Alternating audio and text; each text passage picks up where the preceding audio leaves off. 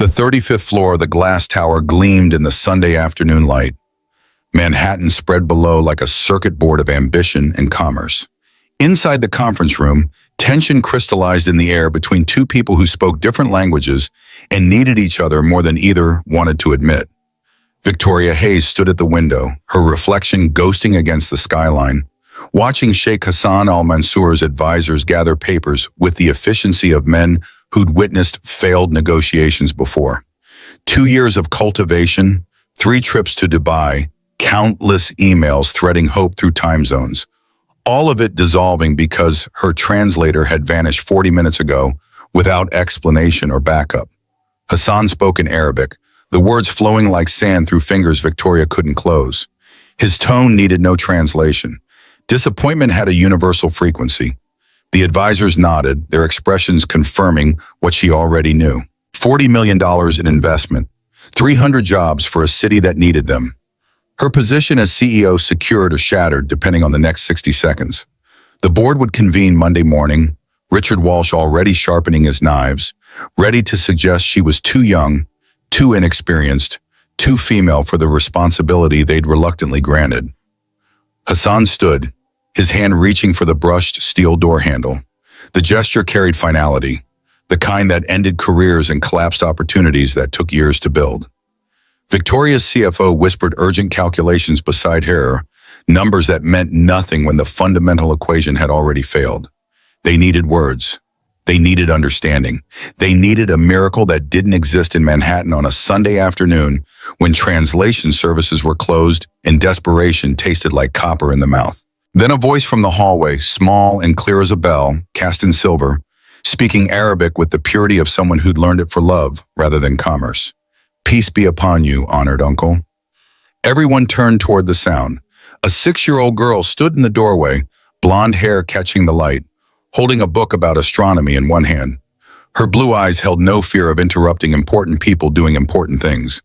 She simply saw someone who needed help and walked forward with the confidence of children who hadn't yet learned the world had invisible walls between janitors' daughters and billionaire investors. Marcus Chen burst through the door seconds behind her, still gripping his mop, his face flushed with the particular shame of working-class intrusion into spaces designed to exclude him. His daughter had just walked into the most critical business meeting of Victoria Hayes' career, wearing a gap-toothed smile and a dress that had been washed so many times the blue had faded to the color of forget-me-nots. 4 hours earlier, Marcus had woken at 4 in the morning, the nightmare fading like smoke through his fingers. Baghdad, the explosion, the screaming, the same loop his brain insisted on replaying whenever stress accumulated beyond his ability to compartmentalize. He lay in darkness for 3 minutes, breathing the way the VA counselor had taught him, letting the present reassert itself over the past. Queen's apartment, Lily asleep in the next room, Sunday overtime that paid double, winter coat money, rent money, the mathematics of survival that governed every decision. The kitchen was so small, 2 people couldn't stand in it together. But Marcus had learned to move through the space with military precision. Eggs in the pan, bread in the toaster, coffee brewing from grounds he'd stretched across 3 days. The refrigerator hummed its familiar complaint, the sound of an appliance holding on through sheer determination. Lily's drawings covered every surface the landlord's white paint didn't prohibit. Mermaids and astronauts and Arabic calligraphy she'd been practicing for 18 months under Mrs. Amira's patient instruction. He looked at the bills spread across the counter like accusatory fingers. Electric company threatening disconnection. Hospital bills from Sarah's final year that the insurance hadn't covered and never would. Credit card minimum payments that barely touched the principal.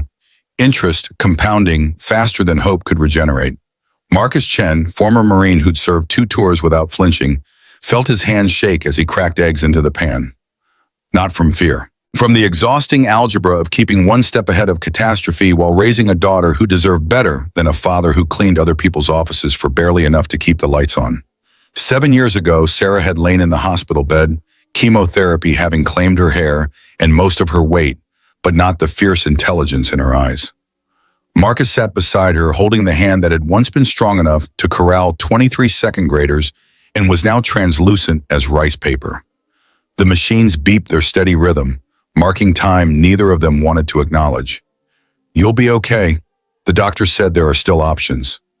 Sarah's smile held more sadness than 1,000 tears. "Marcus, you're a Marine. Marines don't lie to their own."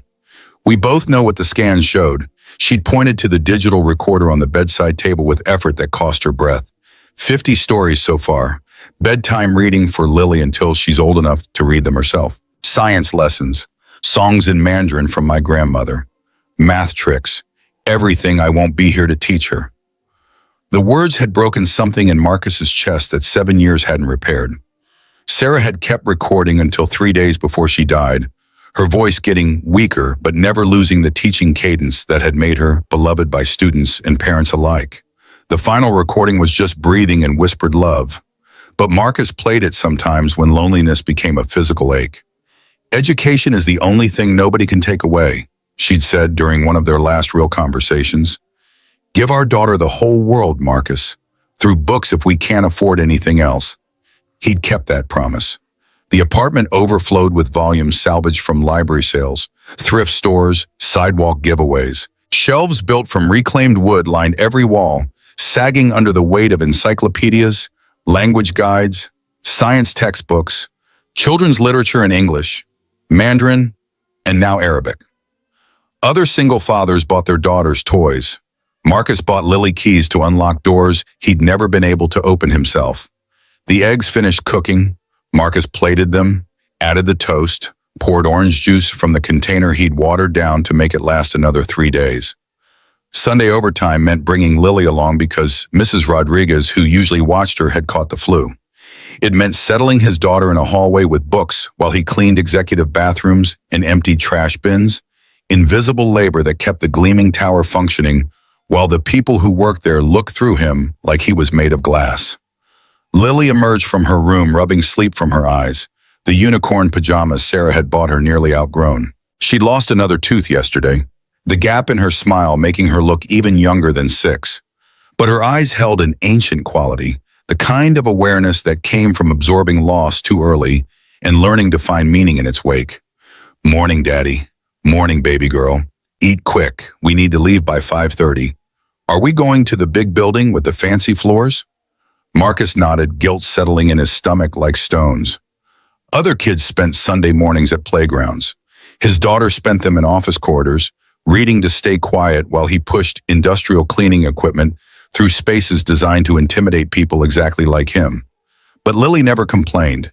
She treated those Sunday mornings as adventures, exploring the building's public areas during his breaks, asking questions about the art in the lobby, the architectural details, the different languages she heard in the elevator.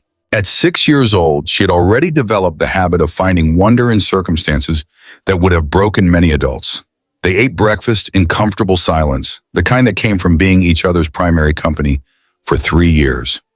Marcus watched his daughter's careful bites, the way she chewed thoroughly like Sarah had taught her, and felt the familiar mixture of pride and terror that defined his parenting. Lily was extraordinary. Teachers had confirmed it. Standardized tests had confirmed it. The school wanted to skip her ahead 3 grades, maybe more. But Marcus feared what acceleration might cost her. Childhood, friends her own age. The simple joy of being young without the weight of genius pressing down. The subway ride took 40 minutes. Lily pressed against his side with a book open in her lap. Not a children's book. A biography of Ibn Battuta, the medieval Arab traveler, which she'd found at the library and declared fascinating. She read aloud occasionally, translating passages from the Arabic text that Mrs. Amira had helped her source online. Other passengers glanced over, startled to hear classical Arabic from a blonde child in faded jeans, then looked away when Marcus met their eyes. New York specialized and studied indifference. Nobody asked questions they didn't want answered. 18 months ago, Lily had discovered an Arabic textbook at the community center book exchange. The flowing script had captivated her instantly. She'd brought it home with the reverence some children reserve for puppies or birthday presents, begging Marcus to help her learn the language of birds flying in formation, as she described the calligraphy. Marcus had stared at the book, helpless. He'd picked up some Arabic during his deployments, enough for basic commands and survival phrases. But teaching his daughter, he couldn't afford tutors, couldn't afford formal classes, couldn't afford to disappoint her when she looked at him with Sarah's eyes and Sarah's hunger for knowledge burning behind them. Mrs. Amira Farsi had been the miracle he hadn't known to pray for. The retired Columbia professor lived in apartment 3C, a widow who'd lost her granddaughter Noor in a car accident 5 years prior. She'd heard Lily practicing pronunciation in the hallway one evening, the child's voice mangling vowels with determined enthusiasm. The old woman had stepped out, listened for a moment, then made an offer that Marcus initially refused out of pride and suspicion. "I'll teach her 3 times a week, no charge. I can't accept charity, ma'am." Mrs. Amira's eyes had held understanding rather than pity. "It's not charity, Mr. Chen. I need this as much as she does. I was a teacher for 40 years. Since Noor died, I've had nobody to pass knowledge to. Your daughter has a gift. Gifts wither without cultivation. Let me help them both grow." For 18 months, Lily had climbed to apartment 3C every Monday, Wednesday, and Friday after school. Mrs. Amira taught her conversational Arabic, children's poetry, cultural context, the music of a language that connected 1 billion people across continents. The old woman didn't push technical vocabulary or business terminology.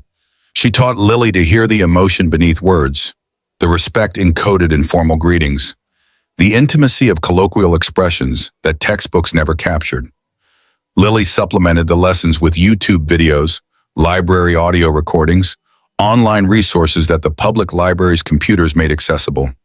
She practiced with the obsession of someone who'd found their calling, filling notebooks with vocabulary, reciting verb conjugations while brushing her teeth, dreaming in a language her mother had never spoken but would have loved her for learning. At 6 years old, Lily Chen could hold basic conversations in Arabic, read children's books, recite classical poetry, and understand the emotional nuance that made the difference between mechanical translation and true communication. She couldn't discuss quarterly earnings or fiscal projections, but she could hear sadness in a stranger's voice and respond with empathy in their mother tongue. The office building loomed 45 stories above Midtown, all glass and steel ambition. Marcus swiped his employee badge at the service entrance, leading Lily through corridors workers used, away from the marble lobbies where people like them weren't meant to be visible.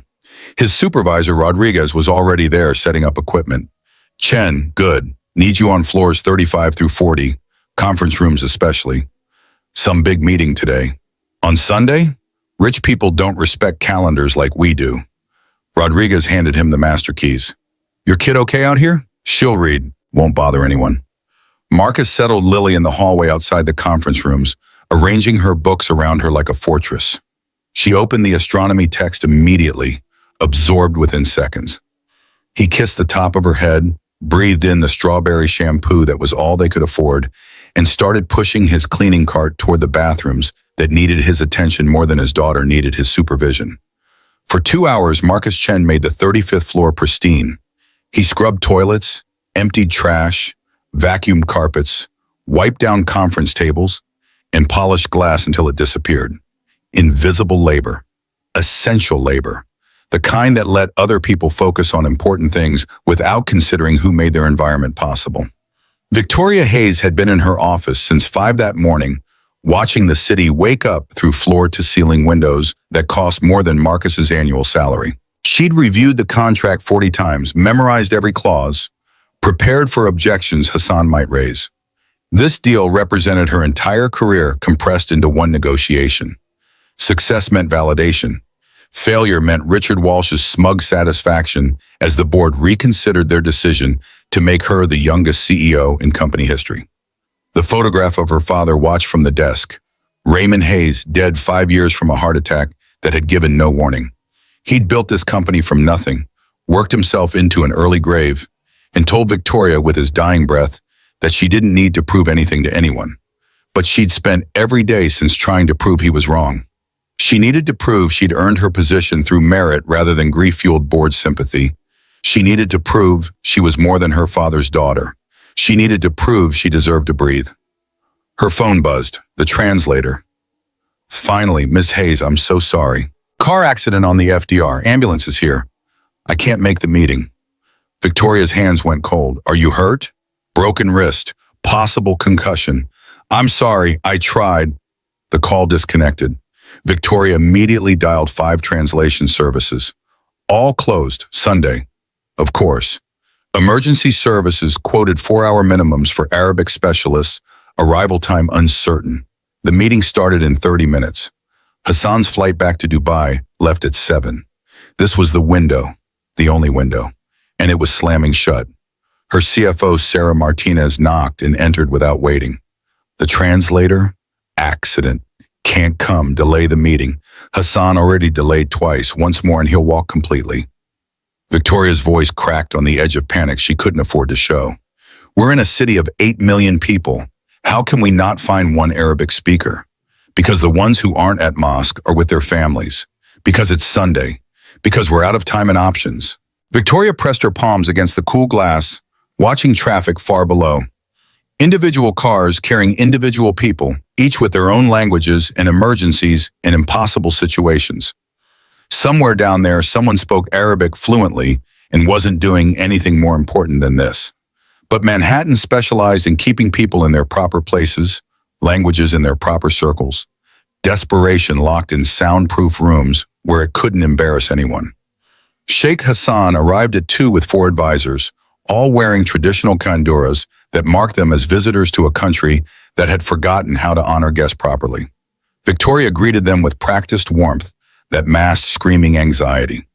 They settled in the conference room she'd arranged according to cultural specifications: halal catering, Arabian coffee in imported cups, chairs positioned to face away from the setting sun per Hassan's preference. The contracts waited on the table like wedding invitations to a ceremony missing the bride. Hassan's eyes swept the room, noting the absent translator with an expression that shifted from neutral to cold. He spoke in Arabic, the words sounding like silk over gravel. His advisors translated among themselves with glances Victoria couldn't read, but understood perfectly. Disrespect, carelessness, American arrogance assuming English would somehow be enough. Sheikh Hassan, I apologize profusely. Our translator had an accident. I've called every service in the city. Hassan raised one hand, the gesture cutting her explanation like a blade through paper. More Arabic, his tone sharpening. One of the advisors leaned forward. The sheikh says trust is like glass. Once broken, it cannot be mended the same way. He came to America 3 times now. Each time something is missing, delayed, unprepared. He wonders if your company truly values this partnership or merely plays at international business. Victoria felt her career crumbling in real time. We do value it, more than I can express. Please give us 30 minutes. I'll find someone. Hassan spoke again, standing now. The advisors began gathering papers with practiced efficiency, the choreography of men who'd walked away from failed negotiations across 5 continents. The sheikh says some things cannot be solved with American optimism. Some moments reveal character. This moment shows him what he needed to know. His hand reached for the door handle. $40 million turning into 40 million regrets. $300 evaporating. Richard Walsh's voice already echoing in tomorrow's board meeting, suggesting perhaps a more experienced executive, someone who understood the gravity of international relations, someone male and 40 and willing to play golf with the old guard. Then Lily's voice, drifting through the door crack where she'd heard anger and recognized sadness and done what her mother's recordings had taught her to do. Help when you can, because helping is how angels earn their wings on earth. Assalamu alaikum ya Ammi al-Muhtaram. The Arabic syllables fell into the room's tension like stones into still water, ripples expanding to touch every surface. Hassan froze, his hand still on the door handle. Victoria's mouth opened, but no sound emerged. The advisors exchanged glances that would have been comedy if the situation wasn't balanced on a knife edge. Lily stood in the doorway, astronomy book tucked under one arm, looking at Sheikh Hassan with the kind of directness children possess before society taught them to be afraid of powerful people. She continued in Arabic, her young voice clear and careful, pronouncing each word with the precision Mrs. Amira had drilled into her for 18 months. I heard your words through the door. You sound sad, like my teacher when she misses her home in Lebanon. Forgive me for interrupting. My name is Lily. Hassan knelt slowly, his knees creaking slightly, bringing himself level with this impossible child who spoke his language better than most American university students. He responded in Arabic, wonder replacing anger in his expression. "And peace upon you, little one. Where did you learn to speak the language of poetry?" Lily switched to English briefly, glancing at Victoria and the advisors, then back to Arabic for Hassan's benefit. The code switching was effortless, the mark of someone who thought in multiple languages rather than translating between them. "Mrs. Amira teaches me. She's a professor. She lives in my building. We study 3 times every week for a year and a half. I also listen to recordings from the library and watch videos. The language sings to me, like music mixed with mathematics. Each word has a family, roots that connect to other words like a great tree." Marcus crashed through the door, his cleaning uniform marking him as definitively as a prison jumpsuit, his face cycling through embarrassment, fear, and protective instinct. The mop was still in his hand, forgotten. His daughter had just interrupted the kind of meeting he wasn't supposed to know existed, speaking to people whose entire net worth could buy his apartment building without noticing the expense. "Lily, I'm so sorry, everyone. We'll leave immediately. Please forgive." Hassan raised his hand again, but this time the gesture was gentle rather than dismissive. He stood, studying Marcus with eyes that had evaluated thousands of people across decades of business and knew how to recognize truth beneath circumstance. "This remarkable child is yours?" "Yes, sir. I apologize for the disruption. I'm just the janitor. We don't belong here. We'll go." The words tasted like ashes. Marcus heard himself diminishing his daughter's achievement, his own worth, reducing them both to their proper place in the hierarchy, but he didn't know what else to do. Rich people forgave intrusions from other rich people. They didn't forgive working-class violations of invisible boundaries. Hassan's expression shifted, something warming behind his formal demeanor. He turned to Victoria, who stood frozen in a moment that was either salvation or disaster, and wouldn't reveal which for several more seconds. "It seems God provides solutions in unexpected packages. If you're willing, Miss Hayes, I would like this young lady to help us continue our discussion. Sometimes the universe sends exactly what we need in forms we don't expect." Victoria looked at Marcus, really seeing him for perhaps the first time despite passing him in hallways for 7 years, saw the exhaustion in his eyes, the cheap uniform, the calloused hands, the protective stance of a man who'd fight the world for his daughter despite having no weapons except love and determination. "Would that be all right with you, Miss Chen?" "Marcus Chen, Lily, honey, these are important people doing important work. We shouldn't interrupt." Lily tugged her father's sleeve with the gentle insistence of children who knew how to navigate their parents' fears. "Daddy, Miss Victoria needs help. Mama said we should always help when we can. She said that's how angels earn their wings on earth." The quotation landed in Marcus's chest like shrapnel. Sarah's words, from one of her final recordings, the lesson about kindness being more valuable than success, about helping others being the point of existence, about wings being earned through service rather than glory. He looked at Hassan, then Victoria, then his daughter's hopeful face. Every instinct screamed to remove them both from this situation. But Sarah whispered from beyond the grave that some opportunities were disguised as risks, and trust was the currency that bought tomorrow's possibilities. "Okay, if it's really all right with everyone. But Lily, you have to be respectful and professional. This is real business. I'll be good, Daddy, I promise." The negotiation resumed with a 6-year-old girl perched on a chair between Victoria Hayes and Sheikh Hassan al-Mansour, her legs swinging above the floor, her expression serious as she became the bridge between 2 languages and 2 worlds that had nearly failed to connect. Hassan spoke about investment timelines and Victoria responded with market analyses, and Lily translated with the kind of emotional intelligence that professional translators often lacked. When Hassan used a technical term, Lily would pause. "Uncle Hassan, what does fiscal quarter mean?" Hassan would explain in simpler Arabic. 3 months of business time. January through March, April through June, like seasons. Lily would nod, absorb the concept, then render it for Victoria with context that made the translation meaningful rather than mechanical. "He's asking about the seasons of your business. When do you measure if things are growing well?" The rhythm established itself. Hassan and Victoria learned to simplify their language, to speak in concepts rather than jargon, and discovered that clarity improved understanding for everyone involved. Lily didn't just translate words. She conveyed tone, captured the hesitation behind questions, the hope beneath caution. When Hassan made a joke about camels and venture capital that relied on Arabic wordplay, she giggled before translating, her genuine delight breaking the formality that had calcified between the two parties. She explained the pun to Victoria's team. In Arabic, the word for camel and patience come from the same root. He's saying Americans want camels that run like racehorses, but wise investment requires the camel's patient endurance across deserts.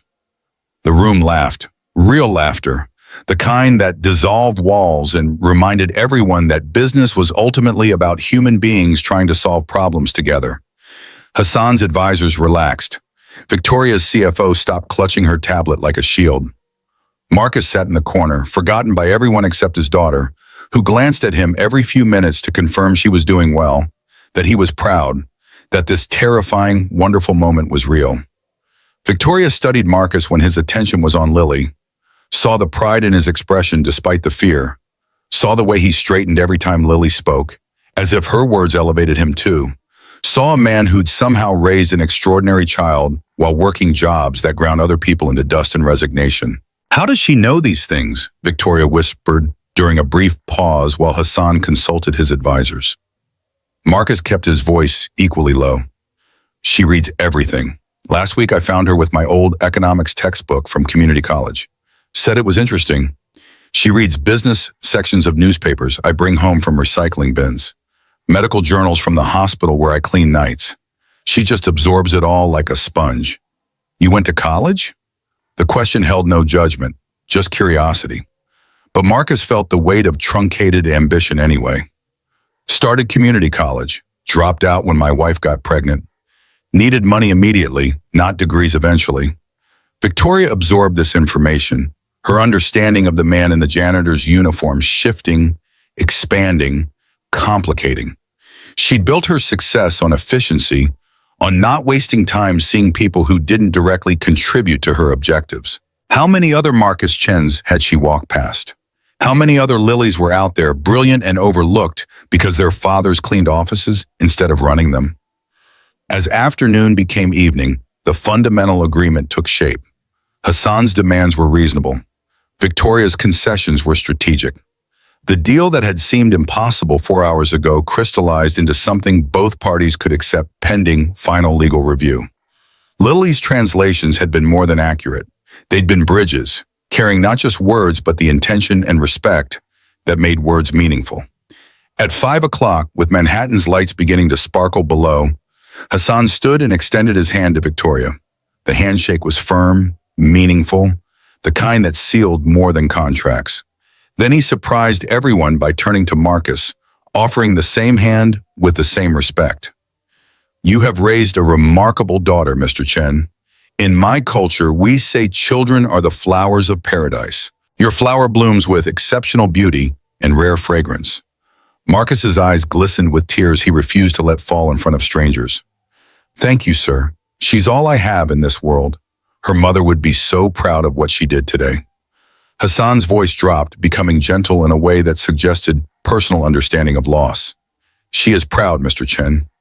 Mothers watch over their children from paradise. This I believe with all my heart. Your wife's spirit lives in this child's remarkable mind.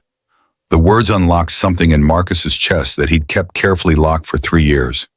He nodded, not trusting his voice, and shook the billionaire's hand with the grip of a man who'd learned in the Marines that respect traveled through contact, that handshakes spoke louder than resumes. Victoria suggested dinner to celebrate the breakthrough, her executive instincts recognizing that deals sealed in conference rooms needed cementing in more relaxed environments. But Marcus hesitated, the old shame rising like bile. We should get home. We don't really fit in those kinds of places. Lily has homework for tomorrow. His daughter's homework was actually finished. She'd completed Monday's assignments on Friday afternoon. But the excuse gave him cover to retreat to familiar territory, to avoid restaurants where he wouldn't know which fork to use or how to tip without betraying his ignorance of expensive dining protocols. Hassan would not be deterred. Nonsense. You're part of this success. Both of you. This deal wouldn't have happened without Lily.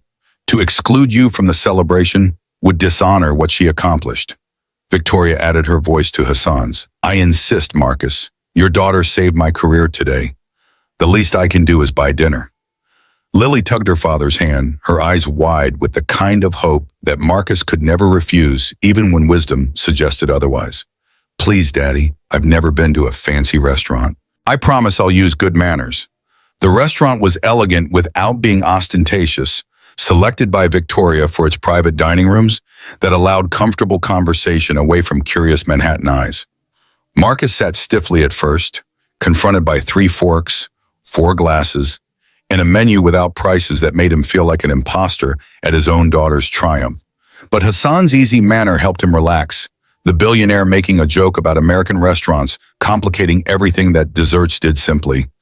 In Saudi Arabia, we eat with our hands, much more practical than all this. Hassan gestured at the excessive silverware with gentle mockery that included himself in the absurdity. Lily asked questions with the fearless curiosity that made her extraordinary. How do you build skyscrapers in sand? What's the mathematics of desert storms? How does Arabic poetry work differently than English? Hassan answered each question seriously, treating her 6-year-old intellect with the respect he'd show a colleague. And Marcus watched his daughter blossom under attention that recognized rather than patronized her gifts. Over the main course, after Lily had charmed everyone by explaining the difference between classical and colloquial Arabic pronunciation, Hassan turned to Marcus with a question that held more weight than its casual delivery suggested. Your daughter sees connections others miss. Has she been tested for giftedness? The school wanted to skip her ahead 3 grades, maybe more. Marcus paused, his fork halfway to his mouth, but I wanted her to have a normal childhood. Friends her own age. I don't want her to grow up too fast, to miss the simple joys of being young. Hassan nodded understanding, a father's concern, valid. But also consider that genius unused becomes frustration. Gifts require cultivation, not just protection. Victoria leaned forward, her CEO mask slipping to reveal genuine interest rather than strategic networking. It must be incredibly challenging, raising her alone while working multiple jobs. How do you manage? The question threatened to crack Marcus's carefully maintained composure. Pride warred with exhaustion, warred with the desperate need for someone to acknowledge how hard it was, how tired he was, how scared he was of failing the one person who mattered. We manage. Lily understands our situation. She's never complained, never asked for things I can't provide. She knows that every book I bring home is a treasure. Every library visit an adventure. Lily's voice cut through the adult conversation with the clarity of absolute truth. Daddy works harder than anyone in the whole world. He says money isn't wealth. Love is wealth. Time is wealth. Knowledge is wealth. We're very wealthy in all the ways that matter. The statement hung in the air like incense in a cathedral, elevating the conversation beyond transaction into something that felt dangerously close to communion. Victoria felt something crack in the armor she'd built around her heart, the efficient machinery that kept her focused on quarterly earnings and board approval. When had she last thought about wealth in terms other than dollars? Over dessert, while Lily practiced writing Hassan's name in Arabic calligraphy on her napkin, adding flourishes she'd learned from studying Islamic art books at the library, Victoria found herself watching Marcus help his daughter form a difficult letter. His hands, scarred from industrial cleaners and rough with work, moved with surprising gentleness. His eyes, tired but kind, lit up whenever Lily spoke. There was dignity in his bearing that transcended circumstance, a nobility that had nothing to do with bank accounts or job titles. Tell me about Lily's mother. Victoria asked the question softly while Lily showed Hassan her months of careful practice in the notebook she carried everywhere. Marcus's expression transformed, memories flickering across his features like old films projected on living skin. Maria was a teacher, elementary school, 2nd grade. She believed every child had a gift waiting to be discovered, a light waiting to shine. When she got sick, when we knew that cancer was winning, she spent her last months recording herself, reading to Lily, teaching her to love learning. She made hundreds of recordings, bedtime stories, lessons about kindness, songs in Mandarin from her own childhood. His voice caught. She said knowledge would be Lily's inheritance, better than any money we could leave her. She said Lily would change the world one day. Victoria touched his hand briefly, surprised by her own boldness, by the urge to offer comfort to this man she'd passed in hallways for years without seeing. She sounds extraordinary. She was. Sometimes I see her in Lily's eyes. That same curiosity about everything. That same belief that the world is full of wonders waiting to be discovered. The same faith that goodness matters more than success. The conversation was interrupted by Hassan standing to leave, his advisors gathering their things with the practiced efficiency of men who traveled constantly and lived out of suitcases in hotel rooms. But before departing, Hassan made an offer that would ripple through their lives in ways none of them could predict. There's a cultural exhibition next Saturday at the Metropolitan Museum, Islamic Art and Science Through the Ages. I would be honored if you and Lily would attend as my personal guests. There will be scholars, artists, scientists, people Lily should meet, people who will recognize her gifts. Marcus shifted uncomfortably, aware of the social gulf such an invitation represented, the invisible walls between his world and Hassan's, that a single business meeting hadn't actually dissolved. That's very kind, but we wouldn't want to impose. Hassan's tone grew firm, the voice of someone accustomed to being obeyed, but choosing persuasion over command. Please, Mr. Chen, Lily has bridged two worlds today. Let me show her more of the world she's chosen to understand. And you, a father who raises such a child, is a man I want to know better. Perhaps we have more to learn from each other than this single afternoon has revealed. Victoria added her voice before Marcus could formulate another excuse. I'll be attending too. It would mean a lot to me if you came. Both of you. Lily looked up at her father with eyes that held all the hope in the universe. The kind of pure longing that parents couldn't refuse without crushing something essential in the architecture of their children's souls. Please, Daddy. Uncle Hassan says there will be astronomers showing how ancient Arabs mapped the stars. They'll have real astrolabes we can touch. Marcus Chen, former Marine who'd faced enemy fire without flinching, found himself utterly defeated by his 6-year-old daughter's enthusiasm. All right, we'll come. The agreement settled over them like a benediction, sealing something more significant than business contracts or cultural exchange invitations. Hassan embraced Marcus in the traditional way, kissing both cheeks, conferring a respect that crossed cultural boundaries and economic classes. Victoria shook his hand with warmth that surprised them both, her fingers lingering a moment longer than professional courtesy required. They parted on the sidewalk as Manhattan's evening energy swirled around them. Taxis honking, street vendors calling in a dozen languages. The city's endless symphony of ambition and survival playing its familiar score. Marcus held Lily's hand as they descended into the subway, his daughter chattering about everything she'd learned, everyone she'd met, the magic of an afternoon that had started with books in a hallway and ended with dinner at a table where she belonged. Victoria stood on the sidewalk longer than necessary, watching them disappear into the underground river of humanity that carried New York's working-class home after their labor made the city function. Something had shifted in her understanding of success, of value, of what actually mattered beneath the quarterly earnings and board approval she'd spent years chasing. A janitor and his 6-year-old daughter had saved her career. But more than that, they'd reminded her that people existed beneath job titles, that genius bloomed in unexpected soil, that the invisible labor holding the world together deserved the same respect as the visible achievements celebrated in boardrooms. She pulled out her phone and texted her assistant, "Research community outreach positions. Don't tell anyone yet. Just explore options." The response came immediately. "Is this about the Chen situation?" Victoria smiled at the screen. "This is about seeing people I should have noticed years ago." She walked toward her waiting car, the driver holding the door, ready to transport her back to the penthouse that cost more than Marcus earned in 5 years. But for the first time in longer than she could remember, the luxury felt hollow rather than earned. Success suddenly seemed less like reaching the top and more like understanding who you stepped on climbing there, who you failed to see, who you dismissed as irrelevant to your trajectory. Tomorrow the board would convene. Richard Walsh would attempt his usual subtle undermining. But Victoria had secured the Hassan deal through the most unlikely means imaginable, and that story would spread through corporate Manhattan faster than any publicity department could manage. The CEO who succeeded because she allowed a janitor's daughter to translate. The billion-dollar deal saved by a 6-year-old. The narrative practically wrote itself, and for once, Victoria didn't care about controlling the message. Let them talk. Let them whisper. Let them wonder what kind of leader valued results over credentials, people over protocol. In the subway, Lily fell asleep against Marcus's shoulder, exhausted by the emotional intensity of translating between worlds. Marcus held her carefully, breathing in the strawberry shampoo that was all they could afford, feeling her heartbeat against his ribs, alive and extraordinary in his. He'd woken at 4 that morning expecting another Sunday of invisible labor. He'd end it with his daughter having impressed a billionaire and a CEO, having proven that Sarah's faith in education as the great equalizer wasn't naive hope, but prophetic truth.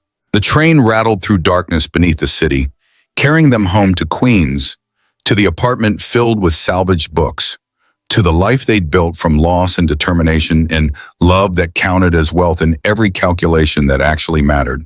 Tomorrow would bring new challenges. Bills would still need paying. Winter coats would still need buying. The mathematics of survival would reassert themselves with all their usual ruthlessness. But tonight, Marcus Chen allowed himself to believe that maybe, just maybe, the universe occasionally conspired to lift people up instead of grinding them down. That maybe Sarah was watching from somewhere beyond death's veil, proud of the daughter she'd helped shape, and the father who'd refused to let poverty limit their possibilities. That maybe wings really could be earned through helping others, and angels sometimes worked night shifts cleaning office buildings while raising genius daughters who spoke the language of poetry and bridged worlds that needed connection more than separation. Monday morning arrived with the particular optimism reserved for people who believed their luck had finally changed. Marcus swiped his employee badge at the service entrance, the same mechanical gesture he'd performed for 7 years. But today the building looked different, brighter somehow, as if Sunday's miracle had repainted the glass and steel in colors he'd never noticed before. His supervisor, Rodriguez, was already distributing assignments when Marcus reached the equipment room. "Chen, heard about yesterday. Helping with some big meeting?" My daughter translated. They needed someone who spoke Arabic. Rodriguez whistled low. "Didn't know your kid had that kind of talent. Building management's impressed. Keep doing whatever you're doing." The words settled into Marcus's chest like warmth after cold, the unfamiliar sensation of being acknowledged rather than invisible. Other janitors nodded as he passed, offering congratulations that felt surreal. For 7 years, he'd moved through these corridors like a ghost, noticed only when something wasn't cleaned properly. Now people saw him. Actually, they saw him. The recognition carried its own complicated weight. Validation mixed with the uncomfortable awareness that he'd only become visible because his daughter possessed value they recognized. Victoria reached her office before sunrise, the city still dark below her windows, and found herself unable to focus on the contracts requiring her attention. Her mind kept returning to Marcus Chen, the way he'd held his daughter's hand leaving the restaurant, the pride and fear mixing in his expression when Lily spoke. She'd passed him countless times in 7 years.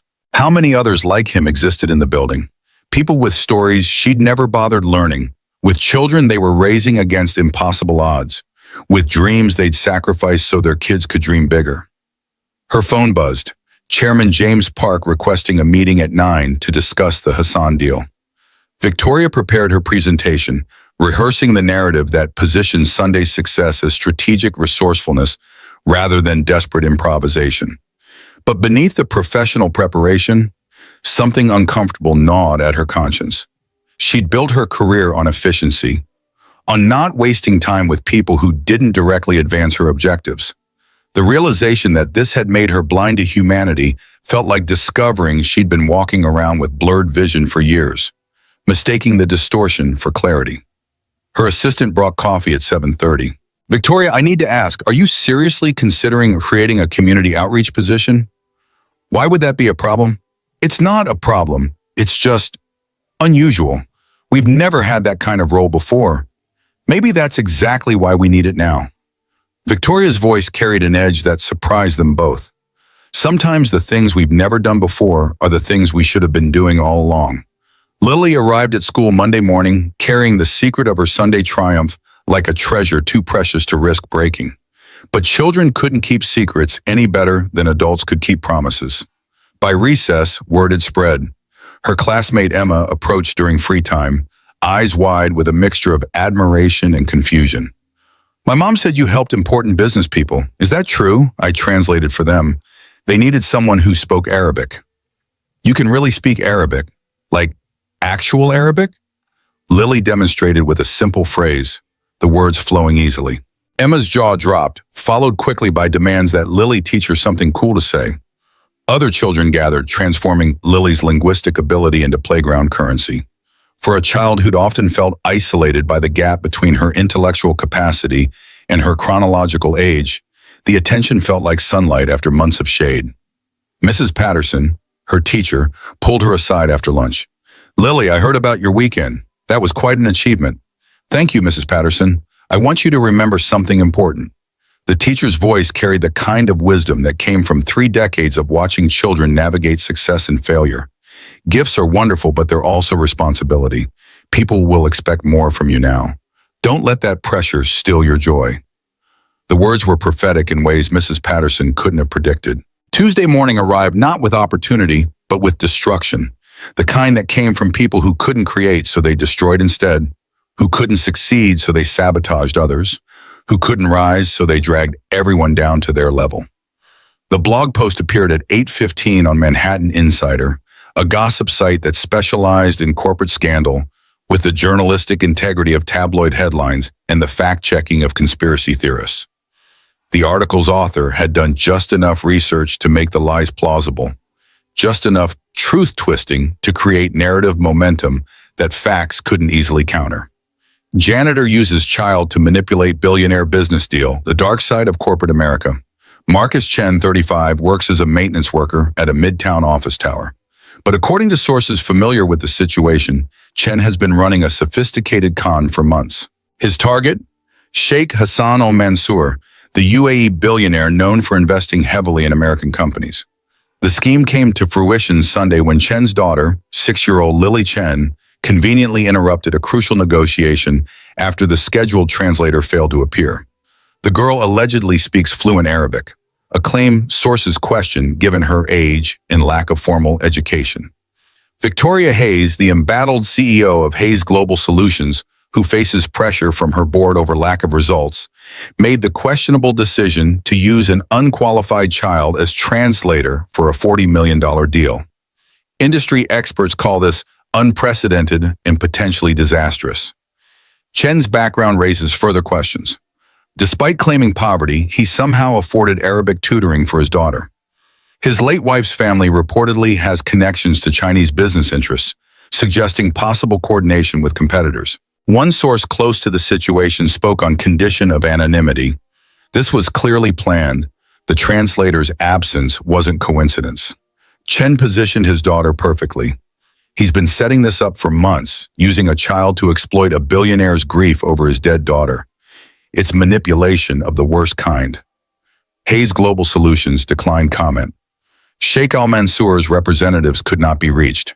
The article metastasized across social media with the viral velocity of content that confirmed people's worst assumptions about human nature. LinkedIn professionals shared it with commentary about erosion of business ethics. Twitter turned it into a cautionary tale about corporate desperation. Facebook parenting groups debated whether using children in business contexts constituted exploitation regardless of circumstances. By 10 o'clock Tuesday morning, the story had 50,000 shares. By noon, it had doubled. News aggregators picked it up. Cable business channels mentioned it during market wrap-ups. The narrative hardened into accepted truth through repetition rather than verification. The modern alchemy that transforms speculation into fact by sheer volume of voices repeating the same lie. Marcus discovered the article when Rodriguez called him into the building manager's office at 2 that afternoon.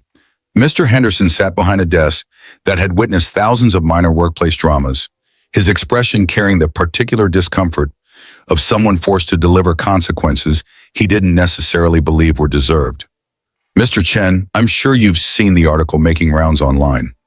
Marcus hadn't. He'd been cleaning the executive washrooms on floor 42, scrubbing toilets while his character was being assassinated in the court of public opinion. Henderson turned his computer screen around, and Marcus read the article twice. his hands starting to shake somewhere around the second paragraph. This is all lies. I didn't plan anything. Lily just heard someone upset and wanted to help. I didn't even know she'd learned that much Arabic. Henderson's sigh carried the weight of bureaucratic inevitability. I believe you, Chen. I do. But building management has protocols when an employee becomes involved in situations that generate this kind of attention. We need to suspend you pending investigation. With pay, it's just procedure. For how long depends on how long the investigation takes. Could be a few days, could be longer. The floor seemed to tilt beneath Marcus's feet. He'd been suspended once before, years ago, when a different employer had blamed him for equipment that went missing on his watch. He'd been cleared eventually, but the gap in his work history had made finding his next job exponentially harder. Gaps raised questions. Questions led to assumptions. Assumptions became the resume nobody wanted to hire. I didn't do anything wrong. My daughter just wanted to help, I understand. But perception matters, unfortunately. Take the rest of the week off. We'll be in touch. Marcus left the building through the service entrance, the same route he'd used arriving that morning when the world had still held promise. The afternoon light seemed harsh now, exposing rather than illuminating. He pulled out his phone to call Mrs. Rodriguez, his usual babysitter, then remembered she was still sick. He'd need to pick Lily up from school himself, something he almost never did because his schedule didn't permit it. The school day ended at 3:15. Marcus waited outside with the other parents, most of whom were mothers in expensive athleisure wear who'd never worked a day in their lives and viewed school pickup as social opportunity rather than logistical necessity. They formed clusters, chatting about weekend plans and summer camps, their conversations a foreign language of privilege Marcus had never learned to speak. Lily emerged with her backpack and the particular wariness children developed when they'd had a bad day, but hadn't yet decided whether to share it with adults. She saw Marcus and her face cycled through confusion, relief, and something that might have been dread. "Daddy, why are you here? Is everything okay?" "Let's go home, baby girl. We can talk there." They walked to the subway in silence, Lily's small hand in his larger one, both of them carrying burdens too heavy for the explanations available. On the train, Marcus finally spoke. "Did anything happen at school today? Anyone say anything mean to you?" Lily studied her shoes with the intensity of someone hoping answers might be written on the scuffed leather. "Some kids said their parents read something on the computer. About you using me, about us lying." The words hit Marcus like physical blows. "What did you say back? That it wasn't true? That you're the best daddy and we didn't lie about anything?" "But Emma said her mom said people like us always lie to get ahead." Her voice cracked on the last words, tears threatening to spill. Marcus pulled his daughter close, breathing in her strawberry shampoo, feeling her small body shake with suppressed sobs. People like us.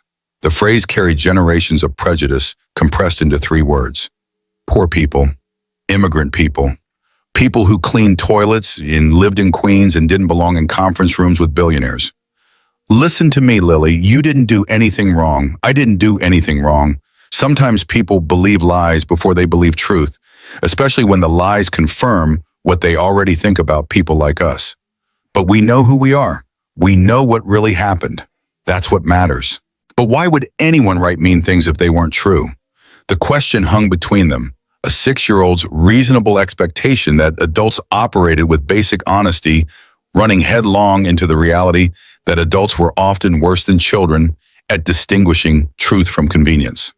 Marcus didn't have an answer that wouldn't either lie to his daughter or destroy something essential in her understanding of how the world worked. Back at their apartment, Marcus heated leftover rice and chicken, while Lily sat at the kitchen table pretending to do homework, but actually fighting tears. She'd experienced loss before. Her mother's death had taught her about grief's permanence. But this was different. This was being punished for helping, being attacked for using gifts she'd worked so hard to develop. The injustice of it burned hotter than sorrow. Marcus's phone buzzed. An unknown number. He almost didn't answer, but something made him accept the call. "Mr. Chen, this is Victoria Hayes." Her voice carried strain he hadn't heard Sunday, the CEO mask cracking enough to reveal actual human emotion underneath. Marcus's throat tightened. "Miss Hayes, I saw the article. I'm so sorry we caused you trouble. You didn't cause anything." Victoria's voice sharpened with something that might have been anger on his behalf. This article is garbage. Lies from beginning to end. I know that. Sheikh Hassan knows that. And I'm going to prove it to everyone else. I got suspended from work. People at Lily's school are saying things. Her voice broke on his daughter's name. I know. I'm handling it. I've hired a private investigator to trace the article's source. Someone wanted to sabotage the Hassan deal, and you got caught in the crossfire. This isn't about you, Marcus. It's about me, and I'm not letting you take the fall for my enemies. Why are you helping us? We're nobody to you. The question seemed to surprise Victoria into silence. When she spoke again, her voice carried the weight of someone articulating truth they just discovered. You're not nobody. You raised an extraordinary child while working 2 jobs and grieving a wife and surviving on hope and determination. That's somebody. That's more somebody than most people I know with Ivy League degrees and trust funds. Marcus sat at his kitchen table, the phone pressed to his ear, and felt something crack in the armor he'd built around his heart. For 7 years, he'd moved through the world believing his value was measured in floors cleaned and trash removed. Having someone, especially someone like Victoria Hayes, suggest he mattered beyond his labor felt like learning a new language, one that described a world where dignity wasn't reserved for people with money and power. Wednesday morning brought the emergency board meeting Victoria had been dreading. She arrived prepared with data, with the signed letter of intent from Hassan, with projections showing how this deal would transform the company's position. But Richard Walsh had prepared too, and his ammunition was the narrative that had viral across corporate Manhattan. The conference room filled with board members whose combined net worth could have purchased a small country. James Parks sat at the head of the table, his expression neutral, but his eyes carrying concern. Walsh entered last, his smile suggesting a predator who'd finally cornered wounded prey. Victoria, congratulations on securing Sheikh Al Mansour's preliminary agreement. The word preliminary carried all the weight Walsh could pack into 5 syllables. Though I think we need to discuss the methodology that got us here. We used available resources creatively when faced with unexpected challenges. Victoria kept her voice level, professional. You used an unqualified 6-year-old child. Walsh spread printed copies of the blog post across the table like evidence at a trial. A child whose father may have orchestrated the entire situation. This reflects catastrophically poor judgment. Board member Sarah Kim leaned forward. Is there any truth to these allegations about Marcus Chen? None. Victoria's response was immediate and firm. I've had his background checked thoroughly. Honorable military discharge. His late wife was a beloved teacher. Perfect employment record. The insinuation that he somehow manipulated this situation is absurd. Walsh wasn't finished. But you can't deny you made an incredibly risky decision using untrained personnel for critical negotiations.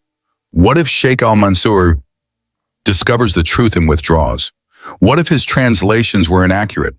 What if this entire deal collapses because you were more concerned with optics than competence? James Parks spoke before Victoria could respond. Actually, I spoke with Sheikh Al Mansour's people yesterday. Wanted to verify his satisfaction with the proceedings. They confirmed the girl's translations were not only accurate, but demonstrated unusual cultural sensitivity. The Sheikh apparently intends to make a public statement supporting the Chen family. Walsh's expression flickered, confidence wavering for just a moment. Still, the perception damage is significant. Our competitors are already using this to question our professionalism. Some clients are asking whether we can be trusted with sensitive negotiations if this is how we operate. Then perhaps our communications team should be putting out accurate information instead of letting garbage blogs control the narrative. Victoria met Walsh's eyes directly, something shifting in her understanding of this man who'd undermined her since the day she became CEO. The vote was closer than it should have been. 5-3 in favor of proceeding with the Hassan deal pending final contract review, with stipulations about improved backup protocols for international negotiations. Victoria had won, technically, but the margins suggested Walsh's poison was working. That doubt had been planted in enough minds to make her position perpetually precarious. After the meeting, Victoria returned to her office and placed a call to the private investigator she'd hired Tuesday afternoon. Tom Brennan was ex-FBI, the kind of investigator who knew how to trace digital breadcrumbs through the labyrinth of modern information warfare. What did you find? Brennan's voice carried the satisfaction of someone who'd uncovered exactly what he'd suspected. The reporter who wrote the hit piece, Jake Morrison, does freelance work for Brighton Capital. They're the investment firm that wanted Sheikh Al Mansour's money and lost it when he chose you instead. So this is competitive sabotage. Gets better. Morrison's phone records show multiple calls to and from a number registered to Jennifer Walsh, Richard Walsh's executive assistant. She accessed your meeting notes 3 times Sunday evening, sent documents to her personal email, which she then forwarded to Morrison's burner account. Victoria's hands clenched around her phone. Walsh ordered this. Can't prove that directly, but I've got enough circumstantial evidence to make his life very uncomfortable. His assistant is willing to cooperate in exchange for immunity from legal consequences. She's got emails, texts, the whole paper trail. Walsh has been undermining you for months, feeding competitors information, trying to create situations where you'd fail. The revelation shouldn't have surprised her. Walsh had opposed her appointment from the beginning, making speeches about experience and qualifications that everyone understood meant age and gender. But having confirmation that a board member had actively sabotaged company interests to destroy her personally, that crossed lines Victoria hadn't believed even Walsh would violate. Send me everything. I need to talk to James Park before Walsh gets wind that we know. Already done. Park received his copy an hour ago. He's waiting for your call. The conversation with Park lasted 30 minutes, his initial skepticism giving way to cold fury as Victoria walked him through the evidence. By the end, they'd outlined a strategy that would either solidify her position or blow up spectacularly. Either way, silence was no longer an option. Thursday afternoon, Victoria called Marcus again. His voice when he answered carried the exhaustion of someone who'd stopped sleeping properly, who lay awake at night wondering how to explain to a 6-year-old why the world punished goodness. Marcus, I have proof the article was fabricated. Richard Walsh, one of my board members, orchestrated the leak. He wanted the Hassan deal to fail, and when it succeeded, he needed to destroy it from the inside.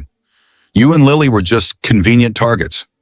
Marcus absorbed this information in silence, the kind that suggested he was too tired for anger, too defeated for outrage. So we're collateral damage in corporate politics. Yes, and I'm sorry. This is my world's ugliness splashing onto you and your daughter, but I'm fixing it. Hassan wants to make a public statement supporting you at the museum event Saturday. Show everyone that the narrative in that article is lies. More people staring, more whispers, more judgment. Marcus's voice went flat. Maybe it's better if we just disappear. Let this blow over without making it worse. It won't blow over. Victoria's certainty cut through his resignation. Lies that go unchallenged become truth. You and Lily deserve to have your names cleared. You deserve to be recognized for helping rather than condemned for it. But I won't push if you're not willing. This is your choice. Marcus sat in his apartment, looking at Lily doing homework at the kitchen table with the determined focus of a child trying to prove she was still good, despite what people said. Sarah's voice echoed from one of her recordings playing softly in the background, reading Charlotte's Web, with the warmth that had made her beloved by students. Let me think about it. Talk to Lily, of course. But Marcus? The people saying terrible things about you? They're wrong about everything. You're not a con artist or a manipulator. You're a father who raised an exceptional child under impossible circumstances. That's heroic, not criminal. After Victoria disconnected, Marcus sat with his phone in his hand, staring at the refrigerator covered in Lily's drawings. Heroes in the stories were soldiers and firefighters, people who saved lives in dramatic fashion. Nobody wrote stories about fathers who worked 2 jobs and scraped together rent money and filled apartments with library books. Nobody called that heroic, but maybe Victoria was right. Maybe heroism looked different than the movie suggested. Maybe it looked like showing up every day despite exhaustion, despite grief, despite a world that insisted you were invisible. Friday morning, Victoria's assistant knocked with news that Richard Walsh wanted to meet. He's in his office, says it's urgent. Victoria checked her watch. She'd been planning to confront Walsh on her own timeline, with Park present as witness. But perhaps Walsh's urgency meant he knew the walls were closing in. Sometimes predators made mistakes when they sensed the trap. Walsh's corner office occupied premium real estate on the 43rd floor, windows offering views that cost more per square foot than most Manhattan apartments. He sat behind his mahogany desk with the confidence of someone who'd never faced real consequences, who'd learned that money and connections could insulate against accountability. "Victoria, we need to discuss your future with the company." She closed the door behind her, noting that his assistant's desk sat empty. "Took the day off," Walsh had said, "or been told to disappear while he handled dirty work." Victoria remained standing, refusing the chair that would put her at a psychological disadvantage. "Actually, Richard, we need to discuss your betrayal." His expression flickered. Surprise, calculation, the rapid mental adjustment of someone recalibrating strategy mid-conversation. "I don't know what you're talking about." Victoria placed the private investigator's report on his desk with the deliberate care of someone laying down evidence at a trial. "Phone records connecting you to Brighton Capital through your assistant. Jennifer's testimony about accessing confidential files. Email trails showing you leaked information to competitors. Documentation of your months-long campaign to undermine me and sabotage company interests." Walsh's face drained of color, the cultivated tan suddenly looking like makeup over corpse-pale skin. "This is ridiculous. Jennifer was acting independently. She's cooperating fully, trading everything she knows about your activities for immunity." Victoria's voice stayed level, professional, the tone she'd used discussing quarterly projections. "Chairman Park has reviewed all evidence. The board will receive copies Monday morning unless you resign today." Walsh stood, his heightened position behind the desk, meant to intimidate, to reassert dominance through physical presence. "You sanctimonious princess. You think you earned your position? The board gave it to you for diversity optics. Woman CEO makes good press. But you're playing in a world you don't understand, making decisions based on sentiment rather than strategy." Victoria met his anger with composure that only enraged him further. "Say what you really mean, Richard. Say you can't stand that a 30-year-old woman is more successful than you. Say watching me succeed makes you feel like a failure. You're reckless, using unqualified civilians in critical negotiations, trusting a janitor's daughter over professional translators, making business decisions based on emotional impulses rather than data. You're everything wrong with modern corporate culture. Credentials over competence, feelings over facts." The accusations would have stung if Victoria hadn't spent the past days excavating her own assumptions about competence and credentials and what actually constituted value. But she'd seen Marcus Chen work 2 jobs while raising a genius daughter. She'd watched Lily demonstrate that brilliance had nothing to do with formal education. She'd learned that the metrics she'd used to measure worth for 30 years were fundamentally flawed. Lily Chen has more competence and emotional intelligence than you have in your entire body. Her father has more integrity in his calloused hands than you've shown in your entire career. And I'd rather make decisions based on recognizing human potential than whatever calculus tells you that sabotaging your own company is acceptable because a woman leads it. Walsh's expression twisted into something ugly. "You've become sentimental. Weak, it'll destroy you." "Maybe," Victoria picked up the report from his desk, "but I'd rather be human than be you. You're resigning today, Richard. Personal reasons. Clean exit. Or Monday morning you're terminated with full disclosure of your sabotage. And I'll make sure every board you try to join hears about why you were fired." The ultimatum hung between them like drawn swords. Walsh had enough experience to know when he'd lost, when cutting losses was the only play remaining. His jaw worked, rage and humiliation warring behind eyes that had never learned how to accept defeat gracefully. "Fine, I'll resign. But you'll regret this, Victoria. Compassion is weakness in business. You're setting yourself up for failure by caring about people who should stay invisible. If caring about people is weakness, I'll wear that weakness proudly. Now get out of my building." Walsh gathered his personal items with jerky, angry movements, shoving them into a box his assistant had likely prepared knowing this day would come. He left without another word, the door closing with finality that resonated through Victoria's chest. She'd just forced out a board member who'd been with a company since her father founded it. The power play would have consequences she couldn't fully predict, but she'd also stood up for Marcus Chen and his daughter when staying silent would have been easier. She'd chosen people over politics, and somehow, despite the professional risk, the decision felt more right than anything she'd done in years. Friday evening found Victoria in a diner in Queens, the first time she'd ventured to this neighborhood where people lived entire lives she'd never bothered learning about. The restaurant was clean but worn, vinyl booths patched with duct tape, laminated menus advertising breakfast served all day. Marcus and Lily sat in a corner booth, both looking exhausted in ways that broke something in Victoria's heart. She slid into the booth across from them, noting how Lily pressed closer to her father, seeking protection from whatever new trauma the world might deliver. Victoria had ordered her assistant to find the best family lawyer in Manhattan, someone who could protect them if the situation escalated further. But first, she needed to give them the choice about Saturday. I have evidence proving the article was completely fabricated. Richard Walsh orchestrated the entire thing because he wanted me to fail. He's resigned. The truth will come out. But Hassan wants to make a public statement at the museum tomorrow, clearing your names definitively. It's your decision whether you want to attend. Marcus studied his coffee cup like it held answers to questions he didn't know how to ask. More people will stare.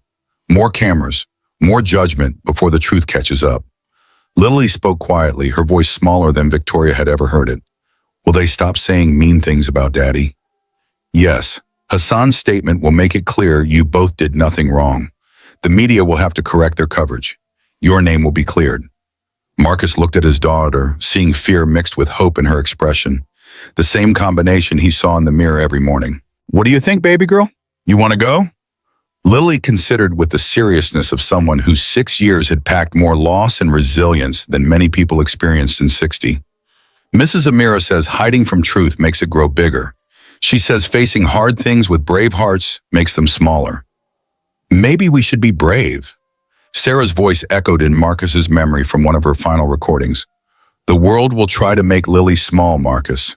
Don't let them. She was born to shine. Let her shine even when it's scary, especially when it's scary. His daughter was braver than he was. She'd walked into that conference room Sunday without hesitation, helped people who needed helping, and now faced consequences he should have protected her from, but couldn't. The least he could do was match her courage. Okay, we'll go. We'll face them together. Victoria reached across the table, squeezing Marcus's hand briefly, surprised by the warmth of the contact, by how much she wanted to offer comfort and how little experience she had doing so.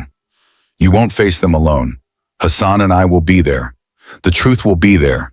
And after tomorrow, everyone will know what I already know, that you're a good father who raised an exceptional daughter, and anyone who says otherwise is a liar. The conviction in her voice surprised all three of them. Victoria Hayes, who'd built her career on emotional distance and professional boundaries, was making promises that had nothing to do with business and everything to do with a janitor and his daughter who'd somehow cracked through defenses she'd spent decades constructing. They ordered dinner, pancakes for Lily, burgers for Marcus and Victoria, and for an hour pretended they were just three people sharing a meal rather than casualties preparing for battle. Lily asked Victoria about her childhood, whether she'd always wanted to be a CEO, what her favorite subject was in school. Victoria answered honestly, surprised by how long it had been since anyone had asked her questions unrelated to quarterly earnings or strategic planning. I wanted to be a teacher, actually, like your mom, but after my father died, I felt like I had to prove something into my bonus. Had to show I could run his company better than anyone else. Victoria paused, fork halfway to her mouth. I'm not sure anymore whether I became CEO because I wanted to or because I was afraid of wanting anything else. Mama said fear makes bad decisions. Lily's observation landed with the weight of wisdom beyond her years. She said love makes good decisions, even when they're hard. Your mama was very wise.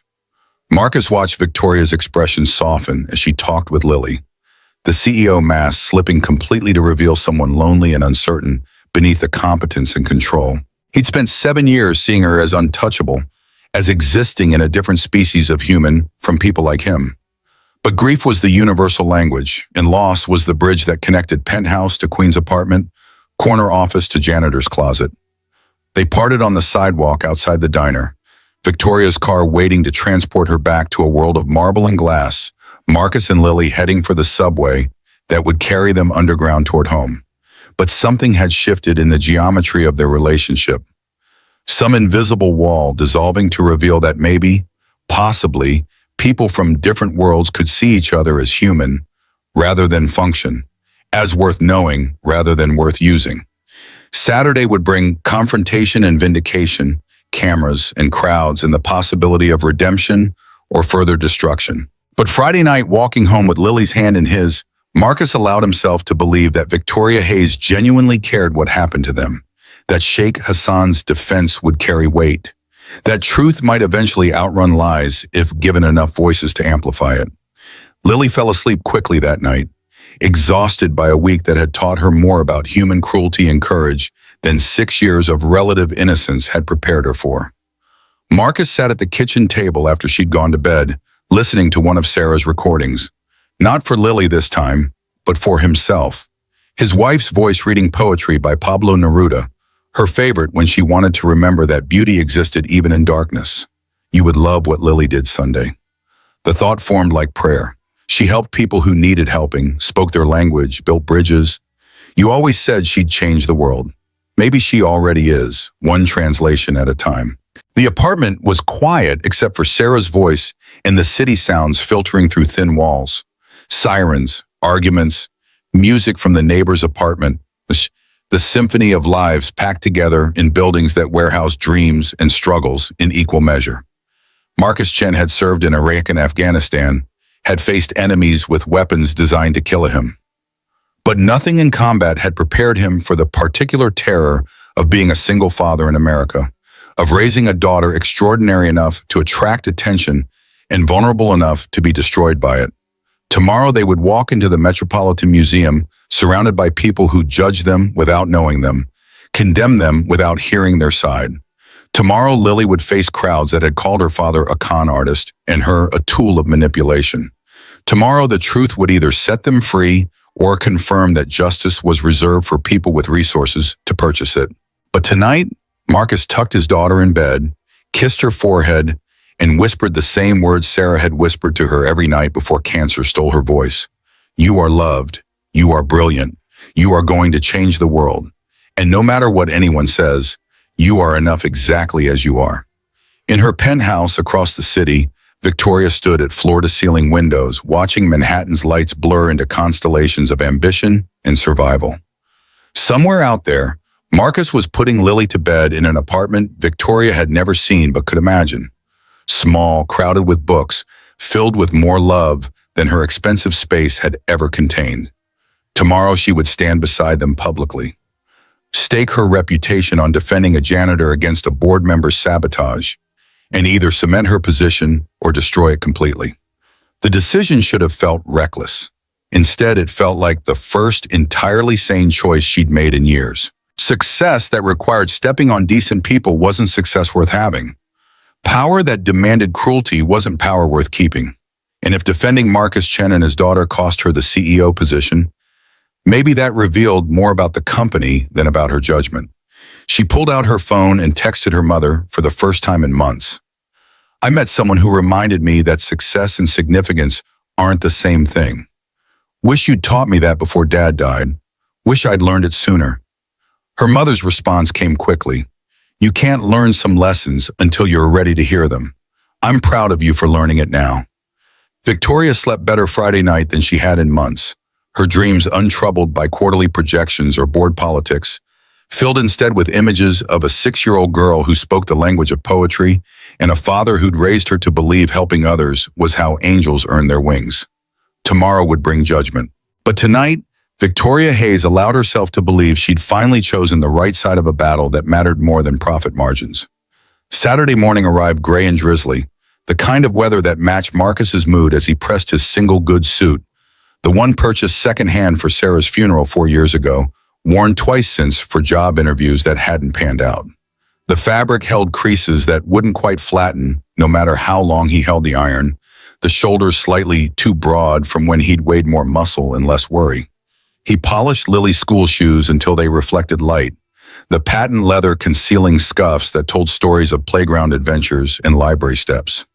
Lily emerged from her room wearing the blue dress that had been her favorite since the color reminded her of summer sky, the fabric worn soft from washings but still presentable if nobody looked too close. Sarah's quinceañera bracelet, thin gold with a tiny cross, circled her small wrist, the one piece of jewelry they'd kept when selling everything else to pay medical bills. She touched it frequently, a talisman connecting her to a mother whose face was fading from memory, but whose voice remained vivid through hundreds of recordings. "Do I look okay, Daddy?" Marcus knelt to her height, adjusting the collar that sat crooked despite her best efforts. "You look beautiful. Mama would be so proud. Will people still say mean things?" The question deserved honesty rather than comfort. Maybe some will, but Uncle Hassan and Miss Victoria will tell the truth. And we'll hold our heads high because we know who we are. The subway ride to the Upper East Side took 45 minutes through neighborhoods that shifted from working-class survival to casual affluence block by block. Marcus watched the transformation through windows streaked with rain, bodegas giving way to boutiques, chain-link fences replaced by wrought iron, people's clothing becoming more expensive as buildings grew taller and cleaner. Lily pressed against his side, alternating between reading Arabic poetry from the notebook Mrs. Amira had given her and watching raindrops race down glass. The Metropolitan Museum rose from Fifth Avenue like a temple to culture and wealth, its limestone steps slick with October rain, banners advertising the Islamic art exhibition fluttering in wind that carried the smell of wet leaves and approaching winter. People climbed those steps in groups that spoke the language of privilege, cashmere, and confidence. Weekend plans that included charity galas and summer homes, conversations about recent trips to Dubai or Marrakesh delivered with the casual entitlement of those who'd never questioned their right to consume the world. Marcus felt every thread of his cheap suit, every scuff on Lily's shoes, every way they didn't belong in this gathering of Manhattan's elite who summered in the Hamptons and knew which fork to use without having to watch other people first. His hand tightened on Lily's as they climbed steps that seemed designed to separate those who belonged from those who were visiting. Victoria waited inside the entrance, her tailored suit and pearl earrings marking her as native to this world, but her expression carrying something new, a wariness that suggested she was seeing the space through Marcus's eyes rather than her own. She'd arrived early, watching the crowd gather, listening to conversations that casually referenced net worth and private schools and vacation properties, and feeling for the first time the weight of unexamined privilege that separated her world from the one where Marcus raised his daughter. "You came." Relief colored her greeting as she spotted them entering. "We said we would." Marcus's voice carried the steady determination of someone who'd learned in the Marines that showing up was half of courage. Hassan stood near the Islamic art wing entrance with Mrs. Amira Farsi, the elderly professor leaning on a cane, but eyes bright with protective fierceness as she watched her prize student navigate a gauntlet of strangers who'd condemned her without knowing her. Hassan wore traditional kandura beneath an expensive overcoat, the combination of cultural pride and Western accommodation that marked him as comfortable straddling worlds that others found mutually exclusive. The stares began immediately. Whispered conversations behind manicured hands, phones discreetly angled to capture photos, the particular energy of people witnessing scandal in real time. Some looks carried sympathy. These were the ones who'd read follow-up articles questioning the original story's veracity. But others held judgment, the crystallized certainty of those who'd decided truth based on headlines and weren't interested in revision. Marcus felt Lily's hand tremble in his. The instinct to protect his daughter by fleeing nearly overwhelmed every other consideration. But Hassan approached with the confidence of someone accustomed to owning whatever space he occupied, kneeling to Lily's height despite the expensive fabric touching marble floor. "Assalamu alaikum ya saghirati ash-shajara." "Peace upon you, my brave little one." Lily's response came automatically, 18 months of Mrs. Amira's training overriding nervousness. "Are you ready for an adventure? The exhibits are full of wonders, astrolabes and manuscripts and mathematical innovations that change the world." Mrs. Amira placed a weathered hand on Lily's shoulder. "I've been telling Hassan about your calligraphy practice. He wants to see your notebook." The request gave Lily focus beyond the whispers, pulling her Arabic notebook from her small backpack with the pride of someone sharing work they'd labored over. Hassan examined each page with the attention of someone who understood that a child's careful practice represented more than pretty letters. It represented discipline, passion, commitment to understanding culture through its written beauty. "This is extraordinary work. Your formations are more precise than many university students I've encountered. Mrs. Amira is an excellent teacher, but the student must have the heart for learning. You have that heart." The praise settled into Lily like warmth after cold, reminding her that some voices mattered more than the crowd's judgment. They moved into the exhibition space, the four adults forming a protective square around one small girl who'd become the center of a controversy she'd never sought. The exhibition sprawled across galleries displaying Islamic contributions to mathematics, astronomy, medicine, architecture, art, centuries of innovation presented through artifacts that prove civilization's debt to cultures often dismissed or demonized by people who'd never bothered learning history. Hassan guided them through displays, explaining the astrolabe's mechanical genius, the elegance of Arabic calligraphy as both art and mathematics, the way Islamic scholars had preserved Greek philosophy when Europe descended into intellectual darkness. Lily absorbed everything with the hunger that made her extraordinary, asking questions that demonstrated comprehension beyond her years, but phrased with six-year-old directness. If they invented algebra, why didn't they call it Arabic instead of algebra? Hassan laughed, the sound genuine and warm. They did. Al-Jabr means completion or restoration in Arabic. Europeans borrowed the word along with the mathematics. So we're all using Arabic when we do math homework and don't even know it. Exactly. Language and knowledge flow between cultures like water finding level. Borders don't contain ideas. Marcus watched his daughter engage with material he barely understood, feeling the familiar mixture of pride and inadequacy that defined his parenting. He'd given her books and library access in Mrs. Amira's mentorship. But Lily's brilliance came from somewhere beyond his providing, some alchemy of genetics and determination, and Sarah's final gift of recording herself so their daughter would never lack for a mother's voice, teaching her that learning was the inheritance that mattered.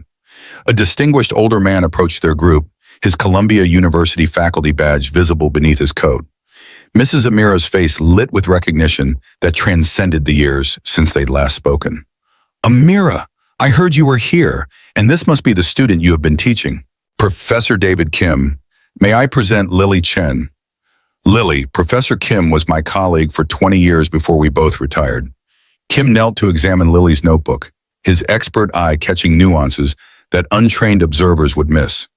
"Your Hamza formations are excellent, and you're using diacritical marks correctly, something many students skip because they're challenging. Mrs. Amira makes me practice them. She says they're important for proper pronunciation." "Your teacher is correct." Kim straightened, addressing Marcus directly. "Sir, if Amira Farsi is teaching your daughter, you should know she only accepts students she believes will change the world. She turned down 3 endowed professorships because the institutions didn't meet her standards. If she's invested in your daughter's education, that's validation worth more than any standardized test." The words landed in Marcus's chest like unexpected gifts. Confirmation from sources beyond his ability to provide that maybe, possibly, he was doing right by his daughter despite working 2 jobs and living in a too small apartment and sometimes feeding her cereal for dinner when exhaustion made cooking impossible. More scholars gathered as word spread that Amira Farsi had emerged from retirement to teach again. They treated Lily with the respect accorded to promising minds rather than curiosity reserved for anomalies, asking about her studies, her favorite aspects of Arabic, whether she'd considered learning other Semitic languages given her evident aptitude.